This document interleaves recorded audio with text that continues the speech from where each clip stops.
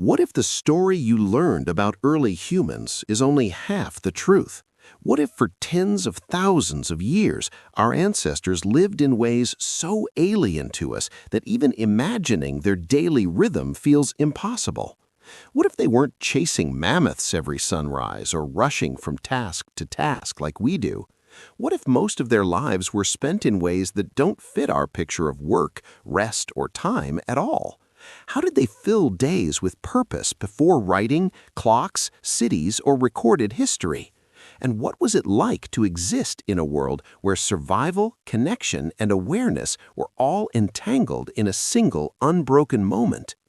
Before civilization, before written records, before the concept of time was broken down into hours and minutes, there was a vast span of human existence that unfolded without announcement or document. And because we have so few written testimonies from that era, the life of our ancestors often gets compressed into images of dramatic hunts, battles for survival, and heroic discovery. Yet the real rhythm of their days was far more subtle and complex than these narrow scenes suggest, and the missing 100,000 years of human history were filled with a tapestry of activities that do not fit neatly into categories like work and leisure as we understand them now. Because in the absence of clocks and calendars, the passage of time was experienced through observation, intuition, and the cycles of nature. And in that world, the sun, the wind, the seasons, and the landscape itself were the only temporal markers that our ancestors needed to structure their existence.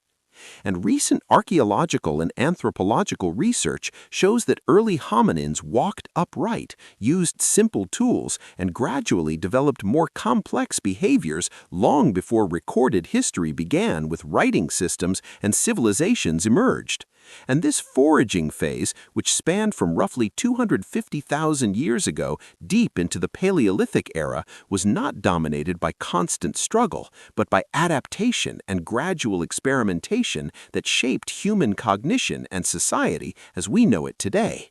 And those early humans did not wake up to schedules or tasks already laid out for them. They rose with the ambient light as the world around them shifted from night to day, and they listened not to ticking clocks, but to the sounds of birds, insects, and the wind brushing over the terrain. And they gauged the state of their surroundings not with bulletin boards or screens, but with every sense attuned to the slightest variation in temperature, scent, and shade, because that intuition kept them alive. And while popular imagination often pictures them as continuous hunters chasing down megafauna, the evidence suggests that much of prehistoric life was likely spent gathering edible plants, roots, tubers, berries, and insects, or checking familiar foraging paths, evaluating which food sources were most abundant, and deciding whether it was worth expending energy to pursue a distant goal or stay close to known resources,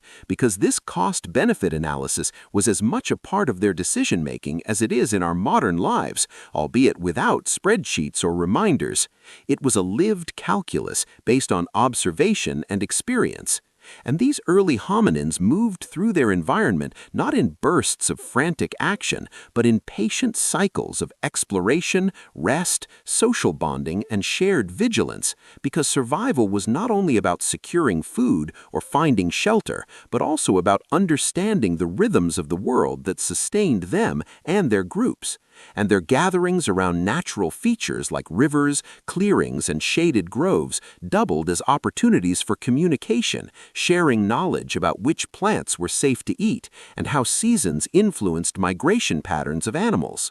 And even before the advent of symbolic language as we know it, they developed systems of gestures, vocalizations, and early communication methods that allowed shared learning and cultural transmission of ideas, which were crucial for adapting to new climates and changes in food availability. And as these skills deepened, their toolkits became more sophisticated, evolving from basic stone tools to increasingly refined implements that improved their ability to process food, create shelter, and interact with their surroundings. And although the precise origins of art and symbolic thinking remain debated, evidence from sites around the world suggests that cave paintings, carvings, and personal ornaments emerged well before agriculture as expressions embedded in their cultures. Because these early humans were not only physically interacting with their landscape, but mentally engaging with it through imagination, ritual, group memory, and shared experiences.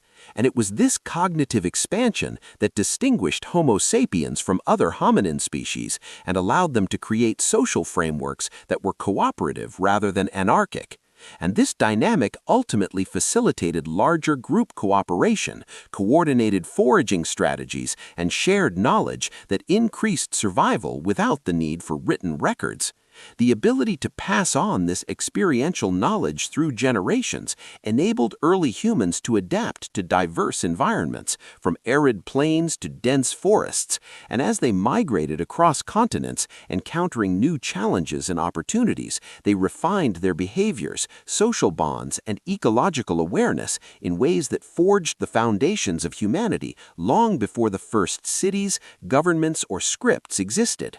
And when we imagine our foraging ancestors sitting around a fire at dusk, it was not only to keep warm or ward off predators, it was a moment of reflection, social interaction, and shared learning, where food was found, which paths led to water, and how seasons shifted became the mental scaffolding that bonded groups together and helped them plan for tomorrow without promises or written guarantees. And so the missing 100,000 years of human history are not empty gaps in a timeline, but rich, lived experiences of adaptation, connection, and survival that shaped the minds and behaviors of our species in ways that continue to ripple through every aspect of modern human life, even if we can no longer see the imprint directly. And as we learn more through fossils, tools, footprints, and ecological reconstructions, we begin to appreciate that early human life was not a mere prelude to civilization, but a formative era of human ingenuity, social complexity,